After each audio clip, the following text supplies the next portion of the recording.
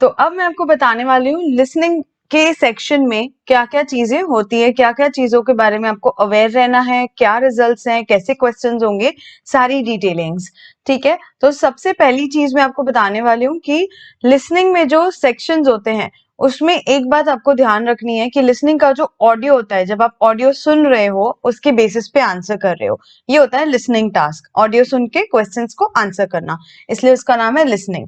Second चीज, जब आप लिसन कर रहे हो तो वो ऑडियो एक ही बार प्ले होगा, जब वो प्ले हो रहा है उसके साथ साथ ही आपको क्वेश्चन के आंसर्स सॉल्व करने हैं। ऐसा नहीं आप सुन लोगे फिर आंसर्स लिखोगे, ऐसा नहीं है, आपको सुनना है पहले और सुनना है उसके साथ साथ में आंसर्स भी करने हैं।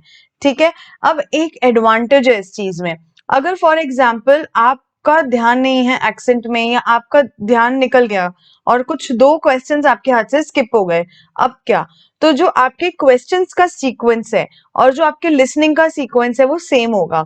तो अगर आपने कुछ हिस्से छूट गए हैं, कुछ एक दो क्वेश्चन आपके हाथ से छूट गए, अब जो ऑडियो चल रहा है आपको पता चल गया अरे ये तो क्वेश्चन नंबर 5 है, 3 और 4 तो आंसर हुआ ही नहीं है अब तक, तो 3 और 4 को आप स्किप करके इंस्टेंटली 5 को आंसर करेंगे और ऑडियो को सुनते जाएंगे।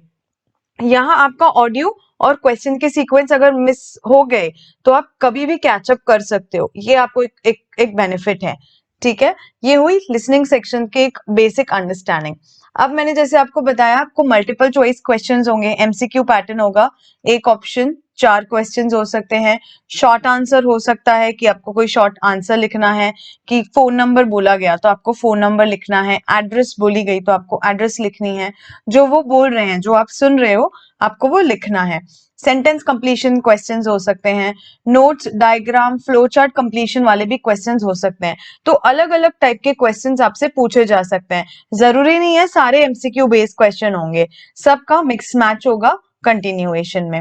अब जैसे मैंने आपसे कहा कि ये 4 सेक्शन में डिवाइड किया हुआ है, तो चारों सेक्शन के लिए आपको अलग अलग ऑडियो या कंटिन्यूएशन में ऑडियो कनेक्टेड होगी, वो हो सकता है सब सेम भी हो, सब सेम टॉपिक के बारे में हो या अलग टॉपिक के बारे में हो, आपको बस मेंटली रेडी होना है कि कुछ भी हो सकता है लिसन में, आपको खाली सुन के लिखना है। तो जो सेक्शन 1 होगा उसमें आपको कॉन्वर्जेशन दो लोगों की मिलेगी, जहां दो लोग बात कर रहे हैं वैसी कॉन्वर्जेशन आपको सुनाई देगी और आपको उसके बेसिस पे क्वेश्चंस होंगे। ये हुई सेक्शन 1 की बात। सेक्शन 2 मोनोलॉग होगा, सेक्शन 2 और सेक्शन 4, मोनो यानी सिंगल, लॉग यानी स्पीकिंग, सो मोनोलॉग यानी सिंगल पर्सन स्पीकिंग, एक ही जन बात कर रहा है, तो उसको हम मोनोलॉग कहते हैं। हाँ, ये एक लेक्चर के जैसे हो सकता है, जैसे क्लासरूम में एक टीचर या स्पीकर कोई स्पीक करता है तो वो वन साइडेड बोलता है और द अदर पर्सन लिसन्स, तो उसको हम मोनोलॉग कहते हैं। हाँ, इसमें ये चांस है कि ये जो लेक्चर आपको सुनाया जा रहा है इसमें कोई एक दो स्टूडेंट क्वेश्चंस भी पूछे तो उनकी आवाज आपको सुनाई दे सकती है और आपको पता चलेगा कि क्या सवाल पूछ रहे हैं, बट जनरली ये मोनोलॉग पैटर्न में होता है।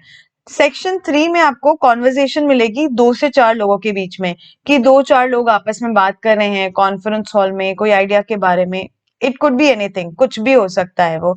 तो ये जब होगा अगेन इससे रिलेटेड क्वेश्चंस होंगे, हर सेक्शन के टेंटेटिव 10 क्वेश्चंस होते हैं जो आपको मिलते हैं। Section 4 again monologue. एक चीज है, जब सेक्शन 1 से आप 4 में आते हो, सेक्शन 1 आपको बहुत ज्यादा इजी लगता है, सेक्शन 2 थोड़ा डिफिकल्ट है then section 1, not much. Section 3 और 4 ट्रूली हाई लेवल होते हैं, हाई एडवांस लेवल होते हैं लिसनिंग में, कि आपको बहुत ध्यान देना होता है कि कुछ एक्सेंट मिस हो गया तो आपका आंसर मिस हो जाएगा, तो ये थोड़ा हाई लेवल होता है, इसके लिए आपको प्रैक्टिस करनी है सेक्शन 3 और 4 को अच्छा स्ट्रॉन्ग करने के लिए। एक बार आपका सेक्शन 3 और 4 स्ट्रॉन्ग हो गया तो 1 और 2 आपके लिए बहुत ही आसान हो जाएगा, बहुत इजी हो जाएगा। ट्रू फॉल्स टाइप के भी क्वेश्चंस होते हैं, तो आपको ये ध्यान देना है कि सेंटेंस क्या फ्रेम में बोला जा रहा है, पॉजिटिवली बोला जा रहा है, नेगेटिवली बोला जा रहा है, क्योंकि अगर ट्रू फॉल्स हुआ तो आप कैसे आंसर करोगे, तो ये सारी चीजें आपको ध्यान देनी है। अब हम बात करते हैं स्कोर्स के बारे में कि आपके स्कोर्स कैसे होंगे। तो सबसे पहले अगर आपका एक भी आंसर रॉन्ग होता है तो उसकी नेगेटिव मार्किंग नहीं होती है, जितने राइट है उतने मार्क्स आपको मिलेंगे, जितने रॉन्ग है उसके कुछ भी मार्क्स नहीं मिलेंगे, ना जो मिले उसमें से कटेंगे, तो नेगेटिव मार्किंग नहीं है। ठीक है, अब फॉर एग्जाम्पल हम कहते हैं आपको मिले 28 मार्क्स, तो 28 मार्क्स से आपको कितना बैंड मिल जाएगा, 6। बेसिकली ये स्कोर को बैंड्स में कन्वर्ट किया जाता है हर सेक्शन के। काफी कंट्रीज हैं, जैसे आप सुनते होगे 8777 बैंड चाहिए, 6777 बैंड चाहिए, 6555 बैंड चाहिए। हर एक कंट्री का अलग अलग रिक्वायरमेंट होता है, ठीक है। तो जब आप अपीयर कर रहे हो और आपको बोला जा रहा है 8777 बैंड चाहिए, यानी जो 4 सेक्शन है, लिसनिंग, रीडिंग, स्पीकिंग और राइटिंग, ये चारों सेक्शन में से एक सेक्शन में आपको 8 बैंड लाने हैं और बाकी में आप 7 बैंड्स ला सकते हो। तो अगर आपको 8 बैंड लाने कहा गया है तो आपके 35 से 36 क्वेश्चंस करेक्ट होने चाहिए, आंसर्स करेक्ट होने चाहिए। अगर आपके 36 आंसर्स करेक्ट हैं तो आपको 8 बैंड्स मिलेगा। अगर आपको 7 बैंड के अराउंड चाहिए तो अराउंड 30 से 34 तक अगर आप स्कोर करते हैं तो 7 या 7.5 का आपको बैंड मिलेगा। तो ये डिपेंड करता है कि आप कौन से बैंड के लिए स्ट्रगल कर रहे हो, तो आपकी प्रिपरेशन भी वैसी होनी चाहिए। बहुत ही बेसिक, बहुत ही कम जगह होता है जहाँ पे 5 बैंड भी चल जाता है, कुछ कंट्रीज हैं जहाँ चल जाता है, तब आपका 16-17 स्कोर भी चलेगा कुछ सेक्शंस में।